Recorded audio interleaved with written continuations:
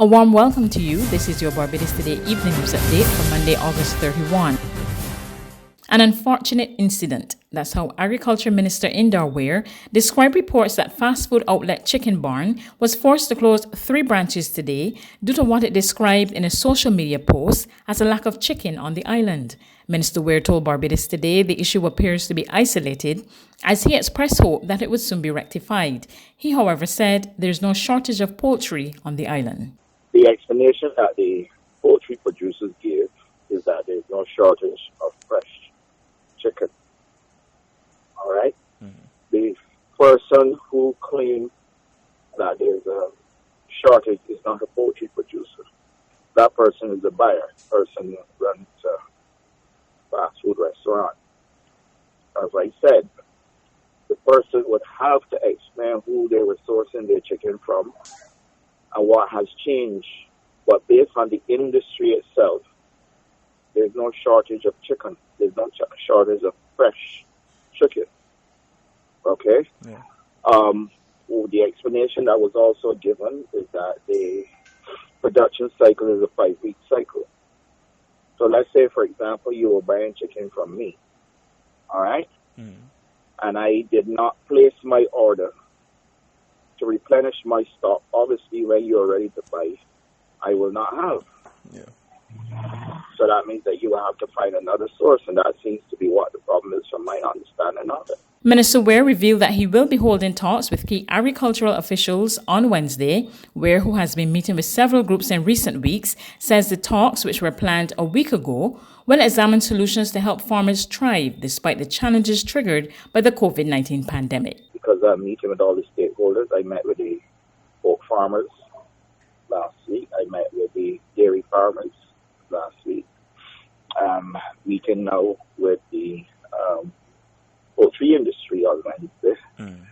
And I'm meeting with the other stakeholders, those involved with black belly sheep as well, because I want to come with some solutions that are relevant for this COVID time. A lot of the things we discussed and had put in place were pre-COVID.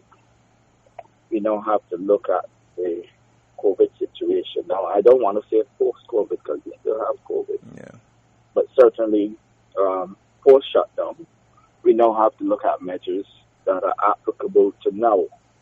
And there will be some changes that will have to be made to facilitate these businesses in order that they may continue against what we know to be a fall-off of business, against what we know to be a fall-off in economic activity in Barbados.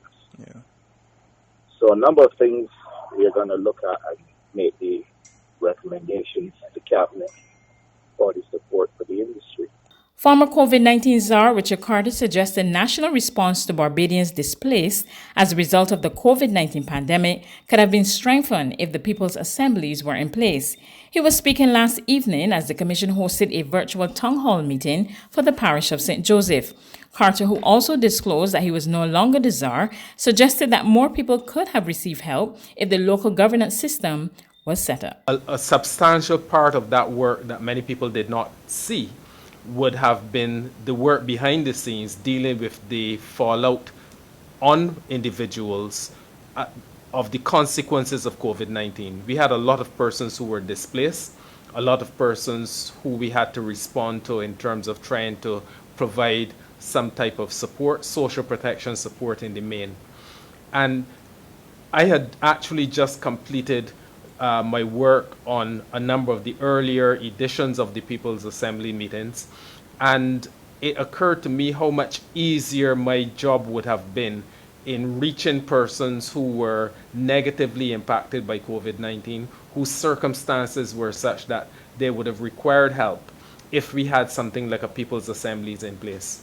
And in fact, what we ended up doing, we ended up getting recommendations from persons calling in to indicate that they were in a serious situation. We had persons being recommended by members of Parliament. We had persons coming through the Ministry of People Empowerment and Elder Affairs. We had other persons who were recommended by the Household Mitigation Unit. The truth is that even in spite of all of these different avenues, we still missed people who were in situations that would have required support. And this is one very powerful example where if we had a people's assemblies in place, that would have been an ideal avenue for the identification of persons whose livelihoods were negatively impacted, whose circumstances were such that they required the support of the government of Barbados, and who we could have reached out to in terms of providing that support. A Jamaican visitor is the latest person to test positive for COVID-19 in Barbados. The 34-year-old woman arrived on Caribbean Airlines yesterday. She was the only positive test among 123 conducted by the Best de Santos Public Health Laboratory. Meanwhile, one person left isolation today after 2 consecutive negative tests for the viral illness. Barbados now has 174 cases, 89 females and 85 males. There are 21 people in isolation and 146 people have recovered. 17,180 tests have been completed to date. There's regional and international news after this short break.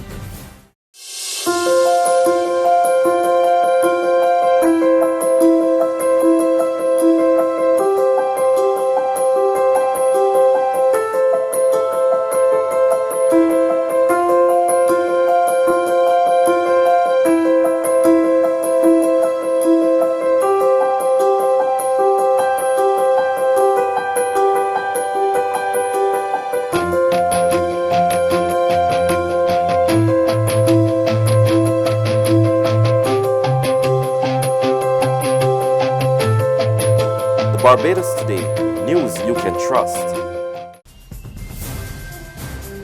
To regional happenings in Jamaica, eligible voters who are in quarantine or isolation will be allowed to cast their ballots in Thursday's general elections under strict protocols. More in this report from Ocean Masters of Television Jamaica. Those in quarantine may leave their location once during the hours of 8 a.m. to 4 p.m. today and 7 a.m. to 5 p.m. on September 3. They should immediately after voting return to quarantine. In addition, they are required to travel only to and from a polling station in private transportation. The driver and all passengers must wear masks. The windows should remain open and the air conditioning should be switched off. If the person develops any symptoms of COVID-19 or any flu-like or respiratory symptoms, they should immediately inform an election officer at the polling station. Meanwhile, persons in isolation will have a 1-hour window in which to cast their ballots. They may do so today during the hours of 3 p.m. to 4 p.m. and 4 p.m. to 5 p.m. on September 3, then return to isolation. Before leaving quarantine, these individuals are required to notify the Ministry of Health. On the international scene, experts are worried about high-profile COVID-19 vaccines developed in Russia and China. Reuters Television has the story. The COVID-19 vaccines being developed in Russia and China are some of the earliest to go into production. But scientists say they're concerned about how effective they'll be, given they're based on the common cold virus, which many people have already been exposed to. China's CanSino's biologics vaccine, approved for the military, uses a modified form of the adenovirus type 5 or AD5. Russia's Gamaleya Institute has developed a vaccine that's also based on AD5 and another less common adenovirus. But experts say about 40% of people in places like China and the United States already have high levels of antibodies from AD5. In Africa, it could be as high as 80%, and that could be a problem. Some scientists worry that antibodies against AD5 could cause the immune system to attack the vector instead of responding to the coronavirus, making these vaccines less effective. Anna Durbin from Johns Hopkins says, quote, "The AD5 concerns me just because a lot of people have immunity, and I'm not sure what their strategy is. Maybe it won't have 70% efficacy. It might have 40% efficacy, and that's better than nothing until something else comes along." There are more than 150 different potential vaccines globally aiming to end the COVID-19 pandemic that's killed more than 850,000 people. On Sunday, the head of the US Food and Drug Administration said in the Financial Times they'd be willing to fast-track a vaccine, authorizing it before Phase 3 clinical trials are complete, as long as officials are convinced that the benefits outweigh the risks. That's news, but for the very latest, visit our website at www.barbadostoday.bb. You can also subscribe to our e-paper, email updates, or like us on Facebook, and sign up for our breaking news alerts via WhatsApp. We're also on Izumi Media and bus terminals, as well as screenplay at supermarkets and gas stations near you. You can also hear us on Mix 96.9 FM and Capital Media HD 99.3 FM.